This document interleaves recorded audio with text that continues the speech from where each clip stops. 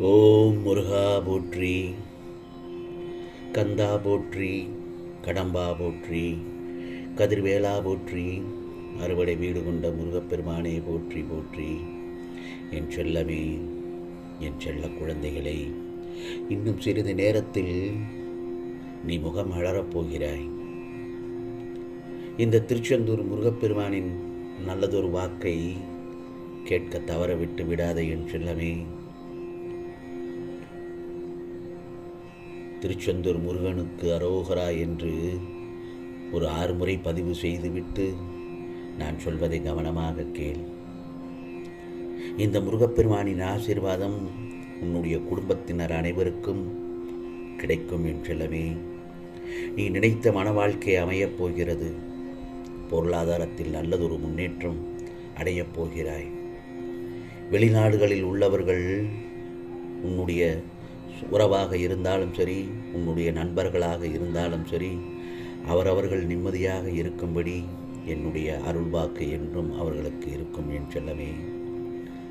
நீ நினைத்தது நடக்க வேண்டும், பணக்கஷ்டம் மனக்கஷ்டம் தீர வேண்டும் என்று என்னிடத்தில் அருள் வேண்டி கேட்டுக்கொண்டாய் அல்லவா? நிச்சயமாக அதையெல்லாம் உனக்கு நல்லபடியாக இந்த முருகப்பெருமான் நடத்தி காட்டுவேன். நோய் நொடி இல்லாமல் இருக்க வேண்டும், அதற்கு உனக்கு பரிபூரண என்னுடைய ஆசீர்வாதம் என்றும் உண்டு என் செல்லமே. எந்த பிரச்சனையாக இருந்தாலும் கண் திறந்து பார்க்கும் தூசி போல பறந்தோட வேண்டும். அப்படித்தான் நீ நினைக்கும் ஒவ்வொரு பிரச்சனைகளையும் இதோ நிச்சயமாக உன்னுடைய கஷ்டத்திலிருந்து உனக்கு நிவாரணம் நிச்சயமாக தருவேன் என் செல்லமே. உன் மனதுக்குள் ஏன் இவ்வளவு துக்கத்தையும் பிரச்சனைகளையும் வைத்திருந்தால் உனக்கு எங்கிருந்து நிம்மதி கிடைக்கும்? என் செல்லமே, நீ வருங்காலத்தையே நினைத்து கொண்டிருந்தேனா? வாழ்ந்து கொண்டிருக்கிற இந்த காலத்தை உன்னால் நிம்மதியாகவும் சந்தோஷமாகவும் வாழ முடியாது. நான் சொல்வதெல்லாம் என்ன தெரியுமா? இன்றைக்கு இந்த நிமிஷம், இந்த நொடி, இந்த பொழுதுதான் உனக்கு சொந்தம் என்று நினைத்து கொள்ள வேண்டும். என்னைக்கு நீ எதை விதைக்கிறாயோ அதைத்தான் நீ அறுவடை செய்வாய். உனக்கு வந்திருக்கிற நோயை குணமாக்கணும் என்று நினைக்கிறாய் அல்லவா? அப்பொழுது நீ சோகத்தை விரட்ட வேண்டும், தைரியத்தோடு இருக்க வேண்டும். அப்பொழுதுதான் உனக்கான கஷ்டங்கள் எல்லாம் ஓடி போய்விடும் என் செல்லமே. எந்த இடத்தில் கருணை உள்ளம் இருக்கிறதோ அங்கே இந்த திருச்செந்தூர் முருகப்பெருமானின் அன்பு குடியிருக்கும். ஆசை அதிகமாக இருக்கிற இடத்தில் அநீதி ஆட்கொள்ளும். அதே போலத்தான் எந்த ஒரு இடத்தில் உனக்கு கோபம் அதிகமாக இருக்கிறதோ அங்கே நல்ல குணமும் இருக்கணும் என்று சொல்லுவார்கள். மன்னிக்கிற குணம் இருக்க வேண்டும் என் செல்லமே.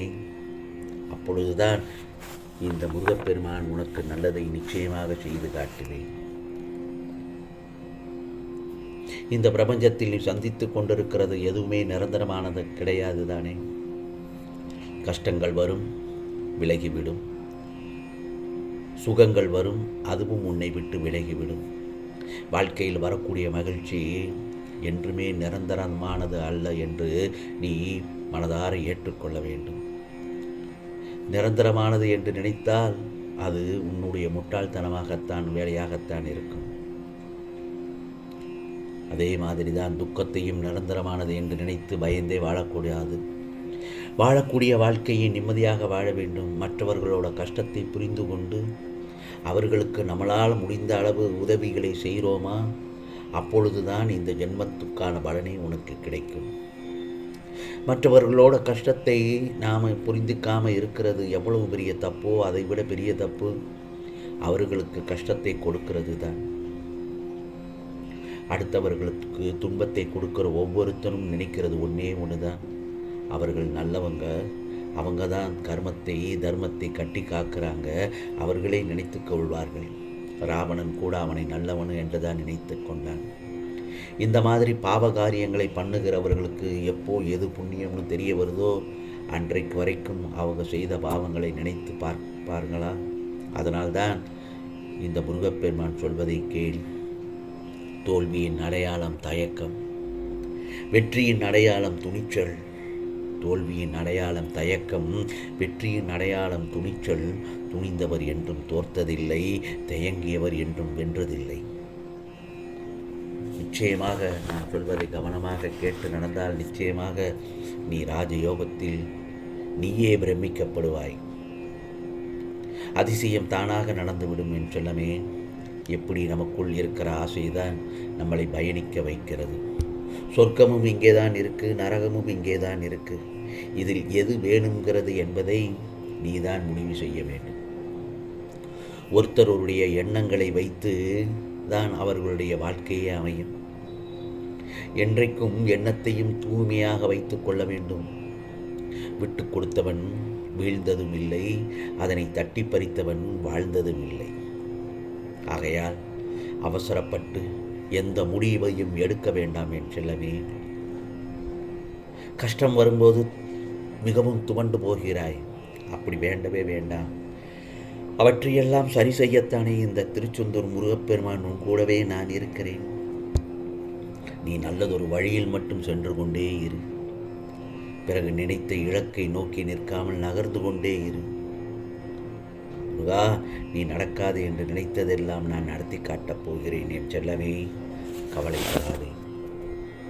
அதே போலத்தான் திரும்ப திரும்ப சொல்கிறேன், கெட்ட பழக்கத்திற்கு ஆளாக வேண்டாம். அது உன்னை அழித்துவிடும். தீயவற்றுக்கு ஒருபோதும் அடிமையாகாதே, அதுவும் உன்னை அழித்துவிடும். இந்த முருகப்பெருமானை நம்பி இருந்தவர்களை என்றும் நான் கைவிட மாட்டேன். கண்டிப்பாக உன் கோரிக்கைகளையும் வேண்டுதல்களையும் நிறைவேற்றுவேன். இந்த முருகப்பெருமான் உன் இல்லத்தில் சுபகாரியம் நடக்கப் போகிறது.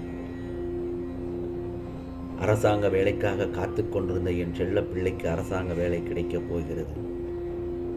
பொறுமையாக இரு. நல்லதொரு வாழ்க்கை துணை அமைய இருக்கிறது என் செல்லமே. ஆகவே நீயாக உன் மனதை போட்டு வருத்தி கொள்ள வேண்டாம், குழப்பம் அடைய வேண்டாம். நான் சொல்வதை கவனமாக கேட்டு என்னை மனதார முருகா முருகா என்று என்னை மனதார வழிபடு. நிச்சயமாக உனக்கான குழப்பங்கள் மறைந்து மனதை அது தெளிவுபடுத்திவிடும். ஏனென்றால் என்னுடைய நாமத்திற்கு அவ்வளவு சக்தி இருக்கிறது. ஒரு முறை செய்துதான் பாரேன். கண்ணை மூடிக்கொள்.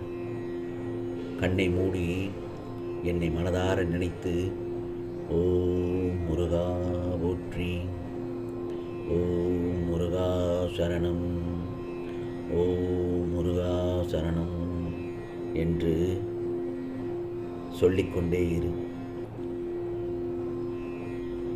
இப்பொழுது உனக்கே ஒரு தன்னம்பிக்கை, புத்துணர்ச்சி கிடைத்திருக்கும். அதைத்தான் நான் சொல்லிக்கொண்டே இருக்கிறேன். என்னை தவிர்க்காமல் மனம் முருக என்னிடத்தில் கேள். உன் கண் முன்னே நிச்சயமாக இந்த முருகப்பெருமான் இருப்பது போல் தோன்றும் என் செல்லமே. இது முருகப்பெருமானின் அருள் வாக்கு, சத்திய வாக்கு. உனக்கானதெல்லாம் நிச்சயமாக நல்லது நடக்கும், நல்லது மட்டுமே நடக்கும், அதுவும் நன்மையாகவே இருக்கும். ஓம் சரவண பவ, ஓம் சரவண பவ, ஓம் சரவண பவ.